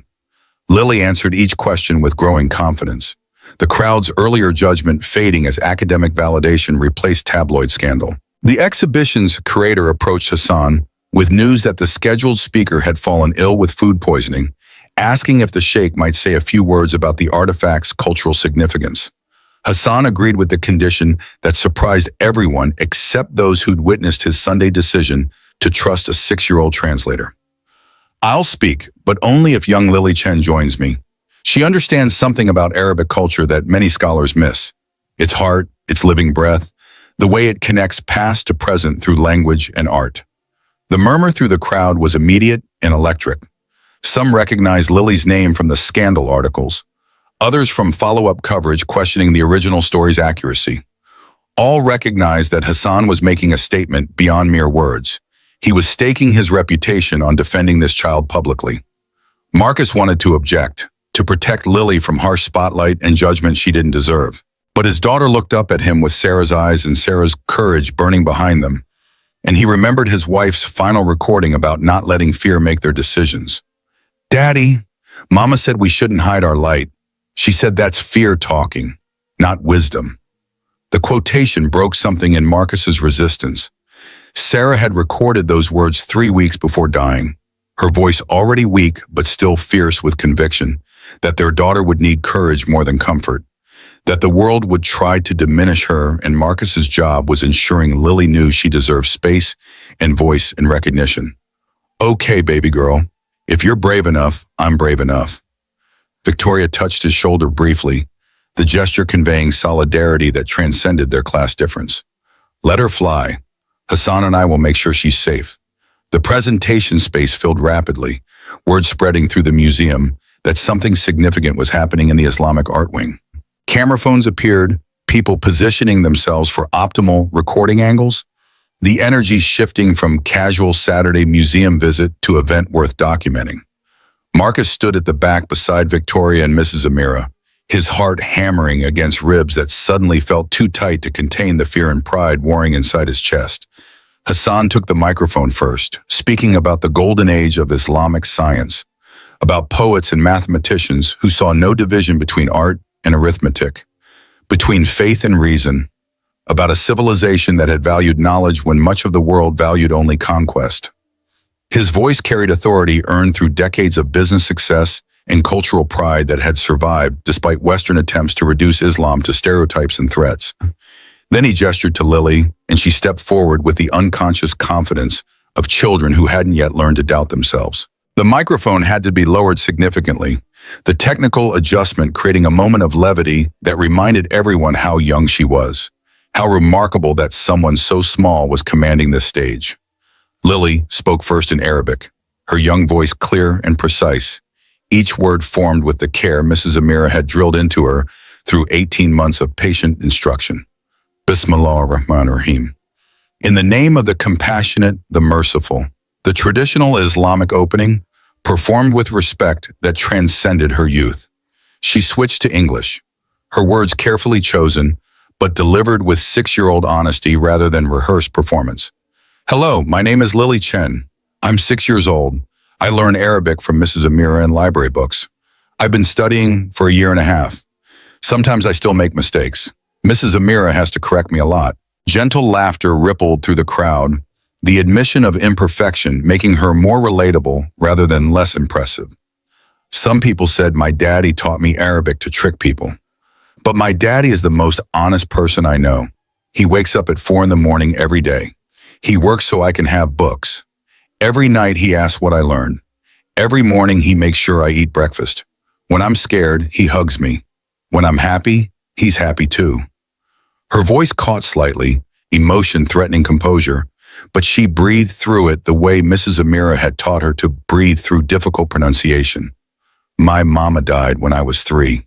She was sick for a long time, but before she went to heaven, she recorded lots of stories and lessons. She taught me that learning is how we become bigger than our circumstances. She said knowledge is the one thing nobody can take away, even when they take everything else. Marcus felt tears streaming down his face, unconcerned about who witnessed his breakdown, because his daughter was speaking truth that mattered more than pride. I learned Arabic because I like it. The letters look like birds in formation. The sounds remind me of music and mathematics together. Mrs. Amira says every language is a gift from one people to another people. When I speak Arabic, I'm saying thank you for that gift. When I heard Uncle Hassan talking last Sunday, I knew he was sad. I didn't think about business meetings or important deals. I just thought maybe I could help. My mama always said helping people is how we show love in action.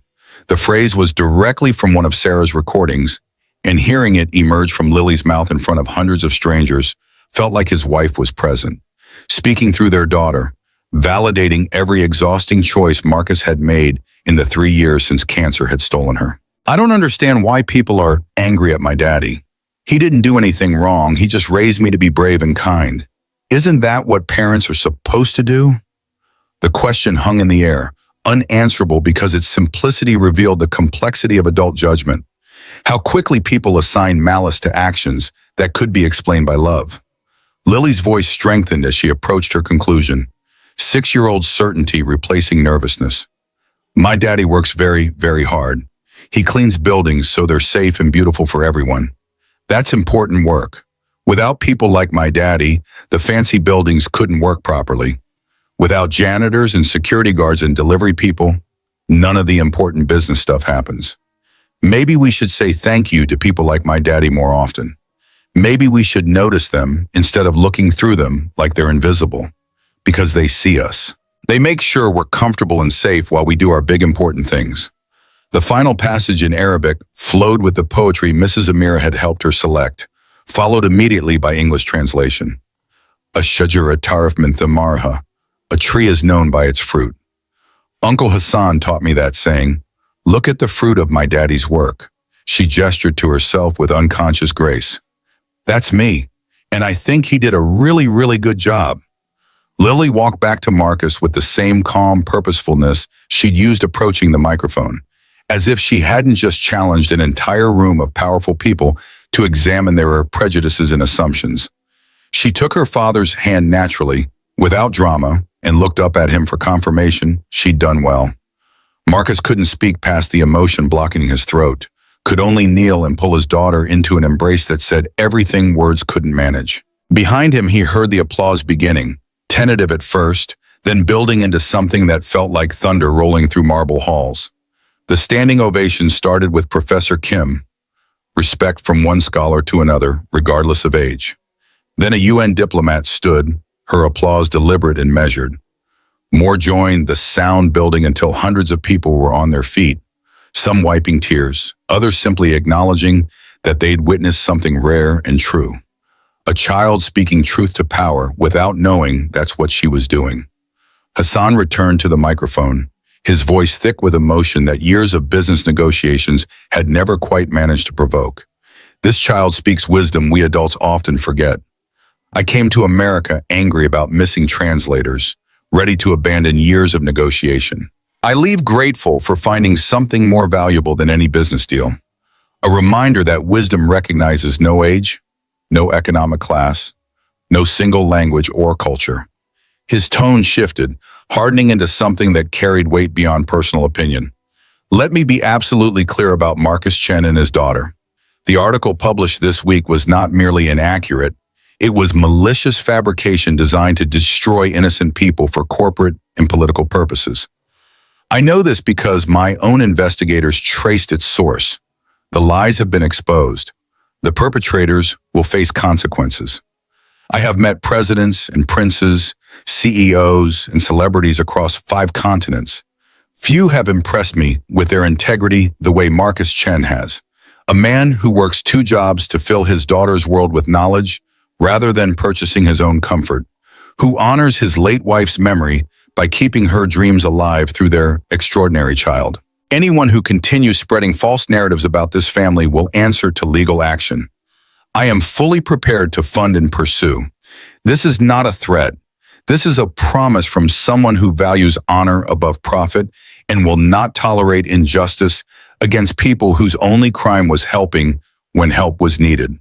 The statement landed with the force of hammer on anvil, photographed and recorded by dozens of phones that would spread Hassan's defense across the same social media networks that had condemned Marcus and Lily days earlier.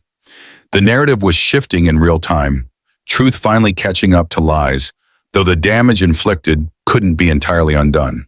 Hassan continued, his next words creating ripples that would extend far beyond this moment. The contract with Hayes Global Solutions will include a provision I'm adding personally, a scholarship fund for children like Lily, whose minds hunger for knowledge, but whose circumstances limit access. It will be called the Sarah Chen Memorial Foundation for Language Studies, honoring the teacher who understood that education is the inheritance that truly matters. Marcus's knees nearly buckled. Sarah's name, Sarah's dream, Sarah's belief in education as liberation transformed into something permanent and real through a billionaire's generosity. His wife would exist beyond memory, beyond recordings, beyond the 2 short years she'd lived. She would exist in opportunities extended to other children, other families fighting similar battles against poverty and limitation. Victoria stepped forward, her CEO presence commanding attention, but her voice carrying warmth that professional distance usually prohibited. I want to add something to Sheikh Hassan's generous contribution. Effective Monday, Marcus Chen will be offered the position of Community Outreach Director at Hayes Global Solutions. We need someone who understands real work, real struggle, real dignity in all its forms. Someone who can help us build bridges not just with international partners, but with the communities we claim to serve. Her eyes found Marcus in the crowd, holding his gaze with intensity that transcended professional courtesy. This isn't charity or sympathy. This is recognition that we've been blind to talent in our own building. How many other remarkable people do we overlook because they clean offices instead of occupying them? How many other children like Lily are brilliant but invisible because their parents' job titles don't open doors? This position is about correcting that blindness. Marcus started to protest. I don't have a degree. I don't know corporate culture. I don't belong in that world. But Victoria's expression stopped him. You know about people, Marcus, about maintaining dignity when circumstances try to strip it away, about raising hope in situations designed to destroy it. That knowledge is more valuable than any MBA. The corporate stuff can be taught. The character you've demonstrated can't be. Hassan added his voice to Victoria's. Accept this, my friend. Consider it not as favor, but as appropriate recognition for value you already possess. Your insights into working families, into community needs, into the gap between corporate promises and actual impact. These are precisely what her company requires. The crowd's energy shifted again, from judgment to celebration, from scandal to validation. People approached Marcus afterward, apologizing for believing the article, praising his daughter, offering support that felt genuine, even if motivated partly by social performance. Some conversations would lead to real connections. Others would evaporate once cameras stopped recording. But in the moment, surrounded by people treating him as worthy of their attention, Marcus allowed himself to believe that maybe Sunday's miracle hadn't been temporary. Mrs. Amira stood beside Lily, one weathered hand on her student's shoulder, tears streaming down a face that had seen too much loss but had found purpose again through teaching this remarkable child.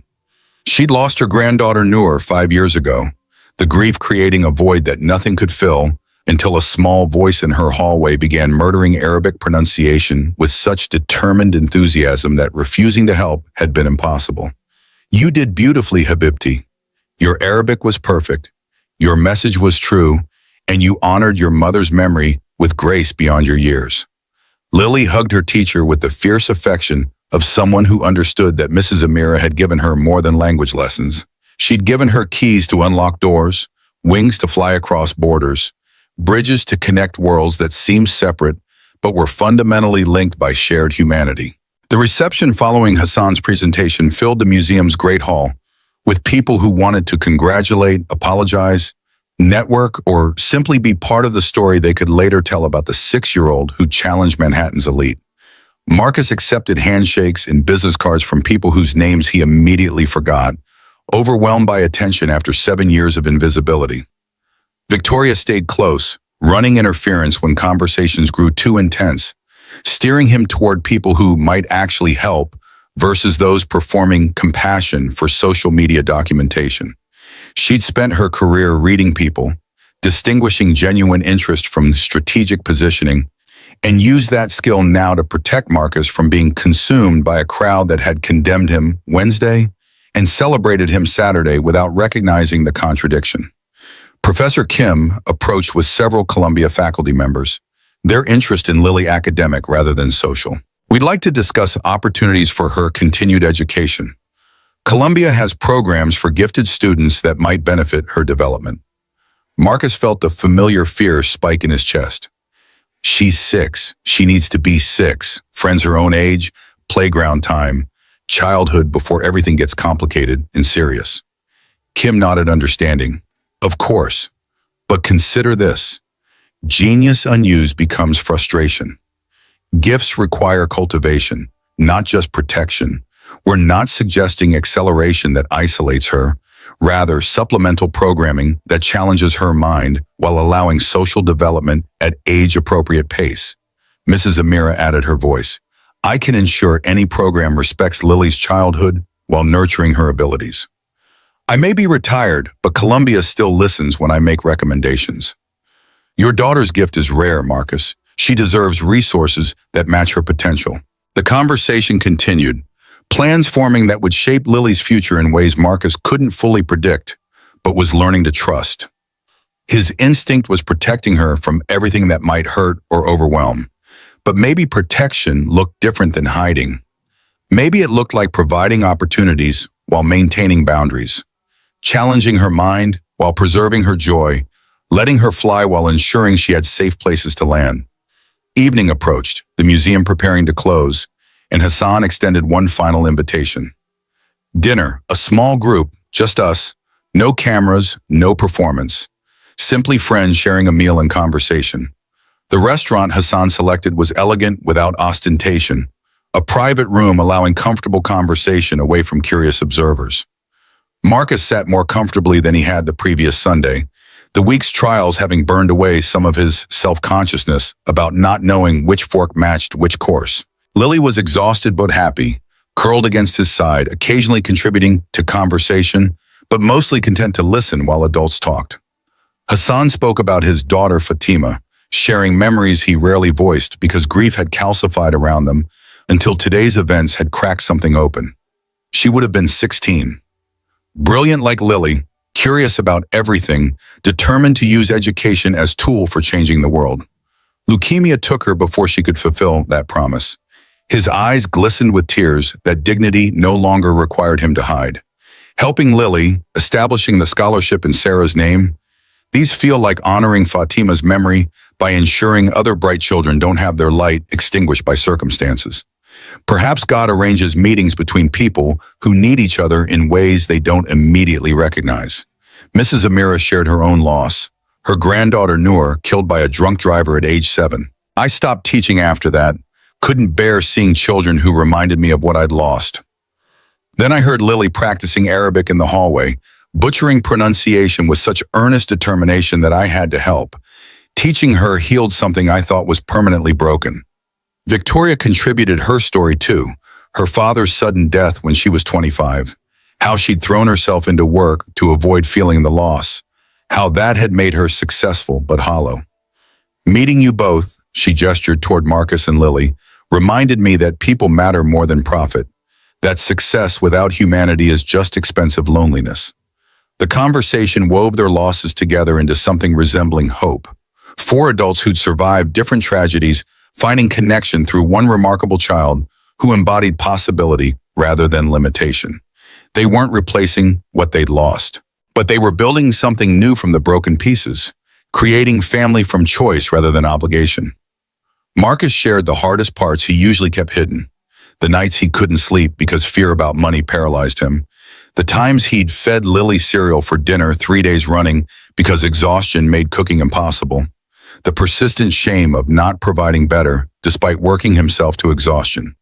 Sarah would have hated seeing him struggle like this, but she also would have been proud he'd kept going, kept Lily surrounded by books and love, if not material comfort. Your wife knew what mattered. Hassan's voice carried conviction. Rich men like me can buy comfort for our children, but sometimes fail to give them character. You gave Lily something more valuable than wealth. You gave her integrity, compassion, understanding that helping others matters more than personal advancement. Those lessons can't be purchased. The meal concluded with Hassan insisting on covering the check despite Marcus's protest. You'll have salary Monday to pay for future dinners. Tonight, let me honor the man who helped save a deal I'd almost abandoned to pride and frustration. They parted on the sidewalk as October darkness settled over Manhattan, the city's lights creating artificial constellations that replaced stars obscured by buildings and pollution. Hassan embraced Marcus in the traditional way, conferring respect that transcended their economic difference. Mrs. Amira kissed Lily's forehead, her student transformed into something approximating the granddaughter she'd lost. Victoria shook Marcus's hand with warmth that suggested friendship developing beneath professional relationship. See you Monday morning, Community Outreach Director. Don't be late. The title still felt impossible, like costume Marcus was trying on without quite believing it fit. But Victoria's smile suggested she saw something in him worth cultivating, worth trusting with responsibilities beyond pushing mops and emptying trash. 3 months later, November rain pelted Central Park's naked trees, the landscape stripped to essential architecture. Beauty residing in bone structure rather than ornamentation. Marcus pushed Lily on the swings, her laughter cutting through gray afternoon, joy uncomplicated by the adult anxieties that had dominated recent months. His new position had proven challenging in ways no amount of determination could entirely smooth. He'd entered meetings where acronyms flew like weapons he didn't know how to catch, navigated corporate politics that made military strategies seem straightforward, learned software programs that refused to function despite following instructions precisely. But Chairman Park had proven patient. Victoria had provided mentorship, and Marcus's insights into working families' actual needs had led to 3 new initiatives the board praised as innovative and essential. The scholarship program for service workers' children had launched with 15 recipients. Lily's story featuring prominently in promotional materials that Marcus had reluctantly approved after Victoria convinced him that visibility served purpose beyond exploitation. The career development track for maintenance staff had created pathways for janitors and security guards to transition into other roles if desired. The community college partnership offered continuing education support for employees who'd started degrees but never finished. Marcus was building what Sarah had dreamed: ladders for people to climb, opportunities that recognized potential rather than credentials, bridges across gaps that seemed designed to be permanent. The work exhausted him differently than physical labor had, mental fatigue replacing bodily aches. But the satisfaction ran deeper. He was helping people, changing systems, making the kind of difference Sarah had believed possible when she recorded those final lessons about knowledge being the inheritance that mattered. Victoria arrived at the park carrying coffee for Marcus and hot chocolate for Lily. Her weekend casual clothes a contrast to the suits that defined her weekday presence. She'd been spending more time in Queens lately, joining them for Saturday library trips and Sunday dinners, learning Marcus's world with the humility of someone who'd realized her previous understanding had been limited by privilege she'd never examined. Their relationship was developing slowly, built on friendship before romance, respect before passion. Neither rushed toward anything that might complicate the stability Marcus was building for Lily. But something was growing between them, connection that felt more real than Victoria's previous relationships with men who'd valued her for CEO status rather than actual personality. Lily jumped from the swing mid-arc, landing with 6-year-old certainty that gravity would cooperate. She ran to Victoria for the promised hot chocolate, then settled on a bench between the 2 adults who'd become her expanded family. Uncle Hassan called this morning. He's visiting next week and wants to take me to the planetarium. Lily had maintained regular contact with Hassan through video calls, their conversations mixing Arabic practice with discussions about science and culture, and the questions 6-year-olds asked when they weren't afraid of looking ignorant. Hassan had become the grandfather figure Lily had never known, filling a role neither had realized was vacant until it was occupied. Mrs. Amira is coming too. She says the planetarium has a new exhibit about Islamic astronomy. Lily's excitement was pure, untainted by recent trauma, her resilience testament to children's capacity for healing when surrounded by love and security. Marcus watched his daughter chatter about constellation myths and Arabic names for stars, and felt something settle in his chest that had been restless for 3 years. Not happiness exactly, Sarah's absence would always ache, but peace, the sense that he was doing right by their daughter, that Sarah's sacrifice in recordings and faith in education as salvation hadn't been wasted. Victoria's hand found his on the bench between them, fingers intertwining with natural ease that suggested this had happened before and would happen again. She'd changed in the months since Sunday's crisis, less focused on quarterly earnings, more attentive to people who made her company function, willing to acknowledge that power carried responsibility beyond shareholder value. The board had questioned some of her decisions, particularly around community investment that didn't promise immediate returns. But the Hassan deal had generated enough revenue and positive publicity that her position was secure. And somewhere along the way, Victoria had stopped caring whether she kept the CEO title if keeping it required becoming someone she didn't want to be. "What are you thinking about?" Marcus asked when Lily had run back to the swings, needing to burn energy before dinner. "How different my life looks than it did 3 months ago. How I almost let fear and pride destroy the best thing that's happened to me in years." "What's that?" Victoria smiled, the expression reaching her eyes in ways her professional mask never permitted. You, Lily. This, she gestured toward the park, the city, the moment. Real connection with people who see me as human rather than function. It's terrifying and wonderful and nothing like I planned. Marcus understood exactly. His life had been demolished and rebuilt in 3 months. Every familiar structure replaced with architecture he was still learning to navigate. But the new foundation felt stronger, built on truth rather than survival, on community rather than isolation, on hope that occasionally luck favored people who needed it rather than those who'd monopolized it. Lily returned, declaring she was starving despite having eaten lunch 2 hours ago. Marcus stood, brushing autumn leaves from his jeans, extending a hand to Victoria that she accepted with the ease of repeated practice. They walked toward the park's edge, 3 figures among thousands populating Manhattan's Saturday afternoon. A father, a daughter, a woman learning to love them both.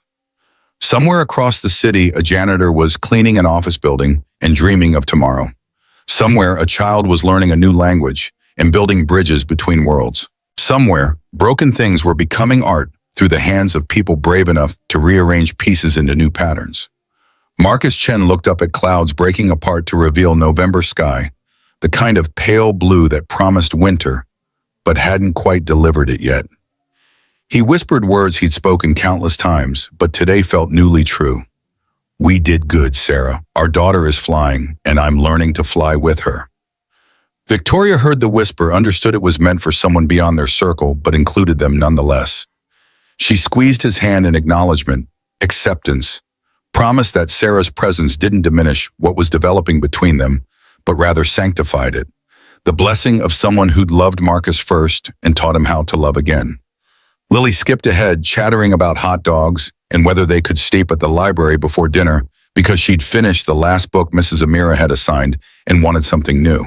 Her voice carried over traffic noise and other people's conversations, distinctive and clear, the sound of potential becoming reality, one question at a time. The American dream wasn't found at the top of glass towers or measured in quarterly earnings.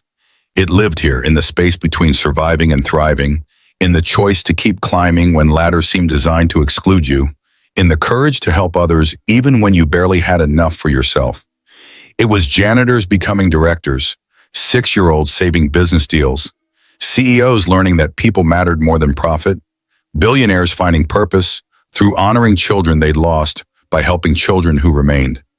Marcus had served in wars, had buried a wife, had cleaned toilets for 7 years while raising a genius daughter on love and library books. He'd survived scandal and suspension, had stood before crowds that condemned him and crowds that celebrated him, had learned that visibility was complicated and invisibility was sometimes protective, but neither defined his worth.